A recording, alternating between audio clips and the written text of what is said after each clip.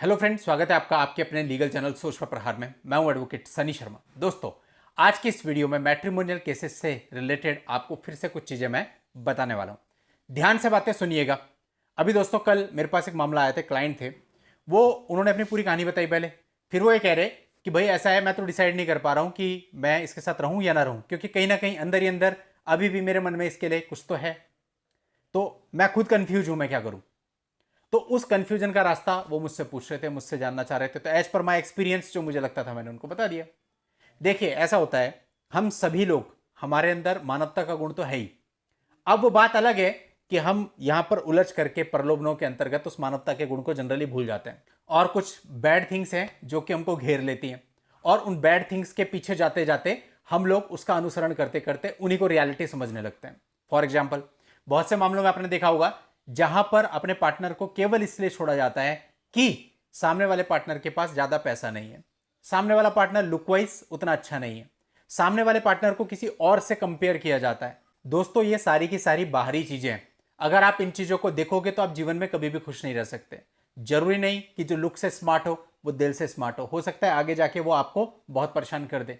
और यह भी जरूरी नहीं कि जिसके पास आज कम पैसा है उसके पास कल ज्यादा पैसा ना हो, या जिसके पास आज ज्यादा पैसा है वो आपको खुशी ही दे। कई बार ऐसा होता है, अरे उसके पास तो इतनी बड़ी गाड़ी है, या उसके पास तो इतना बड़ा मकान है, तो उसके यहाँ पे हमारी बेटी या हमारी बहन खुश रहेगी, या लड़की भी सोचती है मैं वहां पे ज्यादा खुश रहूंगी। और इसके लिए कई बार वो उस लड़के को छोड़ देती है जिसके साथ वो पिछले कई सालों से होती है, क्योंकि उसका स्टेटस थोड़ा सा कम होता है।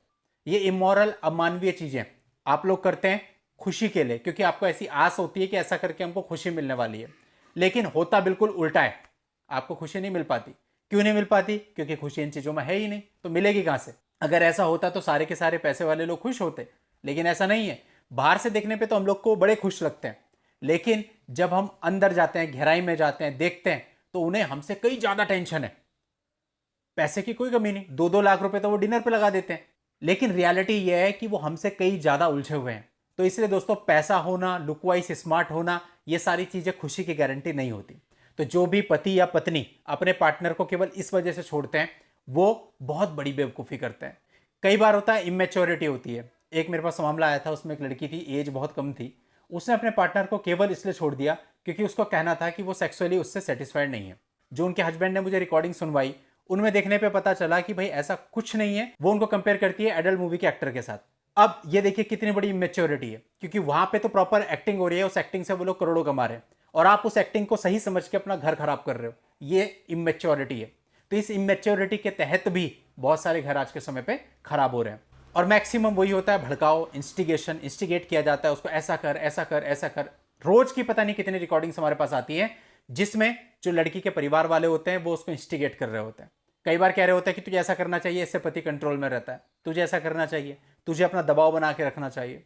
तो ये सारी चीजें जो लड़की को बताई जा रही है, और लड़की इसके इन्फ्लुएंस में आके अपने ससुराल में रह रही है, तो क्या आप अंदाजा लगा सकते हो कि वो अपना जीवन निर्वाह कर पाएगी?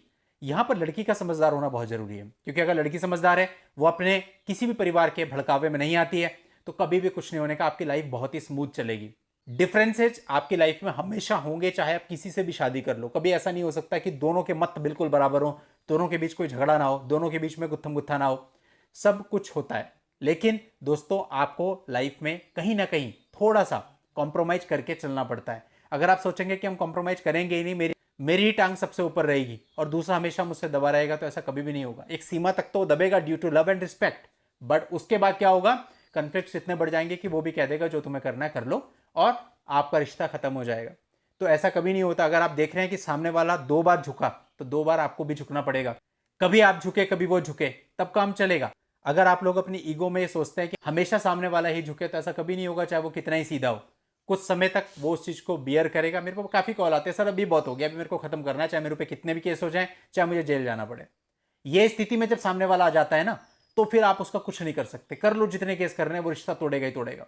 तो अगर आपको रिश्ता तोड़ना है, डाइवोर्सी का तमगा अपने ऊपर लगा करके समाज में घूमना है, फिर से मैरिज करनी है, फिर से डाइवोर्सी के तमगे लगाने, क्योंकि कोई गारंटी तो है नहीं कि जो दोबारा आप मैरिज करोगे सब कुछ सही चल जाए, क्योंकि ये मैरिज भी आपकी किन्हीं कारणों से टूटी है ना।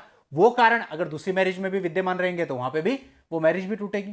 तो इसलिए ये भी गारंटी नहीं है कि अपने पति से 5-10-15 लाख रुपए लेके उसके बाद जब आप आगे बढ़ोगी तो आपको फूलों की सेज ही मिले। हो सकता है वहां भी कांटे बिछे हो। तो इसलिए अच्छा और रिस्पेक्टफुल काम तो यही है कि भैया जिसके साथ मैरिज हो गई उसके साथ लॉयल रहिए, और जो भी कॉम्प्रोमाइज लाइफ में करना पड़ता है थोड़ा सा कॉम्प्रोमाइज करके चलिए, और कभी आप दबंग बनिए, कभी सामने वाले को भी दबंग बनने दीजिए।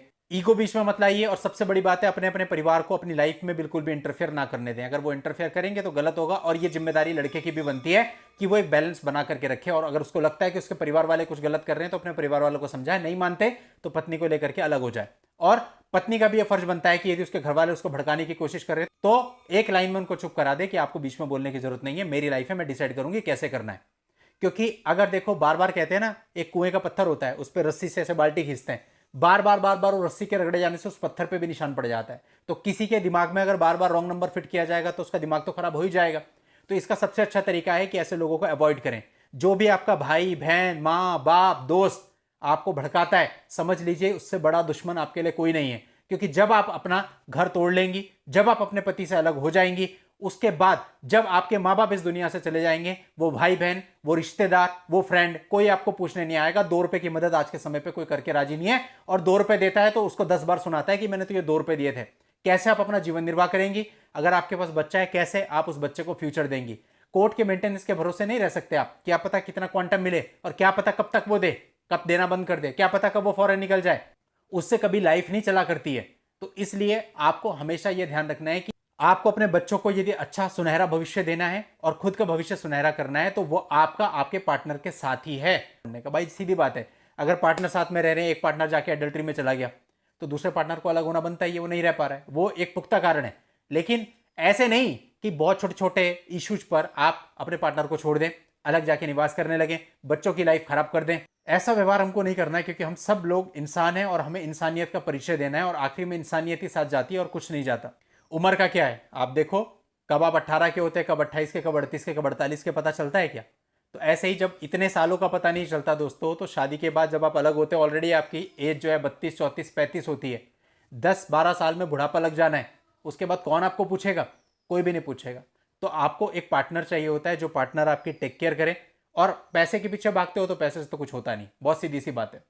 अगर कोई इंसान बिना पैसे के या कम पैसे के बैठ करके सादा खाना खा रहा है तो कई गुना बेहतर है उस इंसान से जिसके पास खाना तो बहुत अच्छा है लेकिन मानसिक शांति नहीं है। पैसे से लग्जरी खरीदी जा सकती है, लेकिन सबसे संतुष्ट वो आदमी है जिसको लग्जरी चाहिए ही नहीं, जिसको जो ईश्वर ने दिया वो उसमें संतुष्ट है कि भाई जितना मेरे पास है ठीक है, अच्छा है, इससे अच्छा कुछ हो नहीं सकता। वो बारिश दे रहा है तो उसको मुबारक है, अगर वो धूप दे रहा है तो वो उसको मुबारक है, अगर वो उसको छाए दे रहा है तो वो उसको मुबारक है। उसको कुछ चाहिए ही नहीं। जिसको कुछ नहीं चाहिए वही तो शहंशाह है भाई। जिसको हमेशा कुछ ना कुछ चाहिए वो तो बेगर है। तो हमें बेगर नहीं बनना भाई, हमें शहंशाह बनना है, और शहंशाह बन के ही जीना है। चलिए दोस्तों, आज के इस वीडियो में इतना ही। नेक्स्ट वीडियो में नई जानकारी के साथ मैं आपसे फिर मिलता हूं। तब तक के लिए goodbye and thank you for watching. Take care.